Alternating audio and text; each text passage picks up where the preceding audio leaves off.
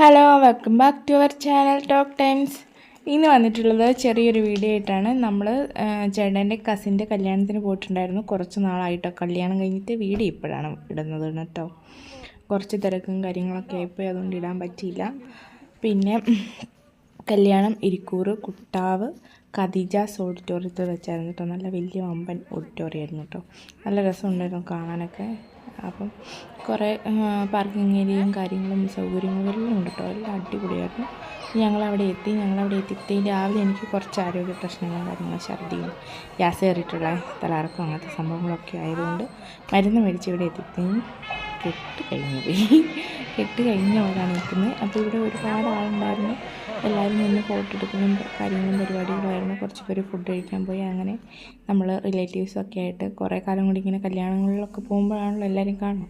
അപ്പം അങ്ങനെ അവരോടൊക്കെ സംസാരിച്ചു. പിന്നെ നമുക്ക് എവിടെ ചെന്നാലും ഫോട്ടോ എടുക്കാത്ത പരിപാടിയില്ലല്ലോ, ഒന്നിനും വേണ്ടിയല്ല, എന്നാലും ഒരു രസം. അങ്ങനെ കുറച്ച് ഫോട്ടോയൊക്കെ ചേച്ചിമാരും പിള്ളേരും എല്ലാവരും ഉണ്ടായിരുന്നു. അപ്പോൾ അവരൊക്കെ ആയിട്ട് ചേട്ടയും ഞാനൊക്കെ ആയിട്ട് ഫോട്ടോയൊക്കെ എടുത്തു. അങ്ങനെ ഇതാണ് കേട്ടോ നമ്മുടെ ചെറുക്കനും പെണ്ണും. അങ്ങനെ അവരുടെ റിലേറ്റീവൊക്കെ ആയിട്ട് നിന്ന് ഫോട്ടോ എടുക്കുന്നുണ്ട് അവിടെ. ഞങ്ങളും പോയി എടുത്തായിരുന്നു. അങ്ങനെ ഒരുപാട് ആൾക്കാർ ഫുഡ് കഴിക്കാൻ പോയി. നമ്മളിവിടെ എന്തായാലും താമസിച്ചല്ലേ വന്നത്, എന്നാൽ പിന്നെ തിരിച്ചു വരുമ്പോൾ താമസിച്ച് പോരാമെന്ന് വിചാരിച്ചിട്ട് അങ്ങനെ അവിടെ നിന്നു. നമ്മുടെ ചെറുക്കനും പെണ്ണും ഇതാണ് കേട്ടോ. കല്യാണമൊക്കെ അടിപൊളിയായിരുന്നു. അവിടുന്ന് ചേട്ടായിയും സായി ചേട്ടായിയൊക്കെ പെണ്ണും ചെറുക്കനും ഫോട്ടോ എടുക്കാൻ പുറത്ത് പോയി ഇവർ അതിൻ്റെ അകത്തും കയറിയിരുന്നു ഫോട്ടോ എടുത്തിട്ടോ.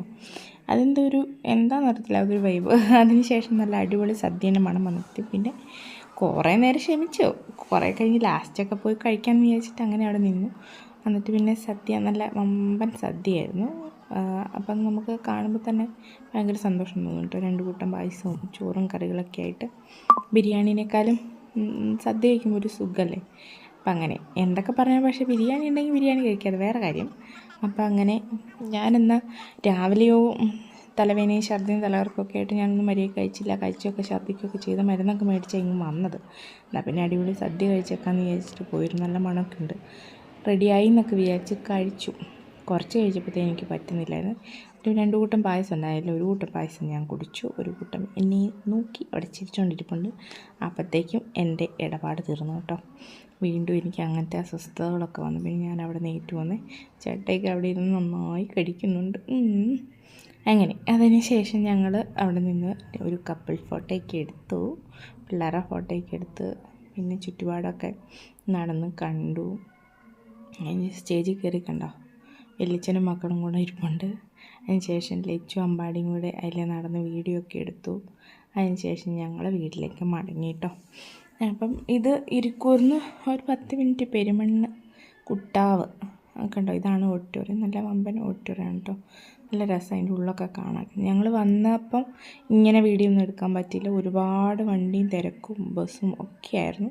അപ്പോൾ അവരൊക്കെ ചെറുക്കൻ്റെ വീട്ടുകാർ പോയി, ആൾക്കാരും കുറേ വന്നവരൊക്കെ പോയി. ഞങ്ങൾ ലാസ്റ്റ് കല്യാണത്തിന് ചെന്നതും താമസിച്ച് പോകുന്നതും നേരത്തെ പോരാൻ പറ്റില്ലോ. അപ്പോൾ എല്ലാം കഴിഞ്ഞിട്ടാണ് ഞങ്ങൾ പോകുന്നത്. ഞങ്ങൾ പോരുന്ന വഴിക്ക് പെരുമണ്ണ് മുത്തപ്പൻ്റെ അമ്പലമാണെന്ന് തോന്നുന്നു, എനിക്ക് പേരറിയില്ല. അമ്പലമൊക്കെ അടിച്ചായിരുന്നു. അതിൻ്റെ സൈഡിൽ കൂടെ താഴോട്ട് ഇങ്ങനെ ഇറങ്ങി പോകുമ്പോൾ പുഴ കാണാം. പുഴയിൽ കാലൊക്കെ ഇടുമ്പോഴത്തേക്ക് നിറയെ മീൻ വരും എന്നൊക്കെ പറഞ്ഞപ്പോൾ ഞങ്ങളതിൽ പോരുമല്ലേ, എന്നാൽ പിന്നെ ഒന്ന് കാണാമല്ലോ എന്ന് വിചാരിച്ച് ഇറങ്ങിയതാണ്. ഞങ്ങൾ പടിയൊക്കെ ഇറങ്ങി ആ സൈഡിൽ കൂടെ വന്നു കഴിഞ്ഞപ്പോഴത്തേക്കും ചെറിയ ചാറ്റമഴ. അപ്പം ഞങ്ങൾ ഉദ്ദേശിച്ച പോലെ അവിടെ നിൽക്കാനൊന്നും പറ്റിയില്ല കേട്ടോ. നല്ല രസമുണ്ട് സ്ഥലമൊക്കെ കാണാൻ വേണ്ടിയിട്ട്. പക്ഷേ ഒത്തിരി വീഡിയോ എടുക്കാൻ എനിക്കാണെങ്കിൽ പറ്റുമോ ഇല്ല.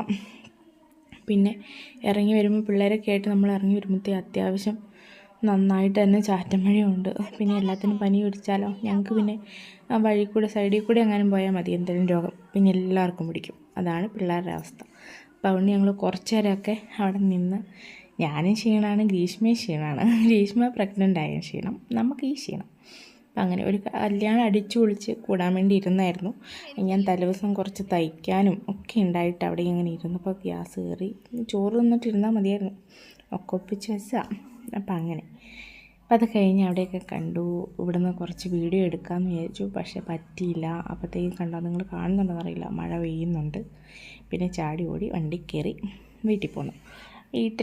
അവിടെ നിന്ന് കയറി നേരെ വീട്ടിലേക്കല്ല കേട്ടോ പോകുന്നത്. ഇരുട്ടി വന്നിട്ട് പിന്നെ ഞാൻ വീണ്ടും കഴിക്കുന്നതൊക്കെ പിന്നെ ഛർദ്ദിക്കുക.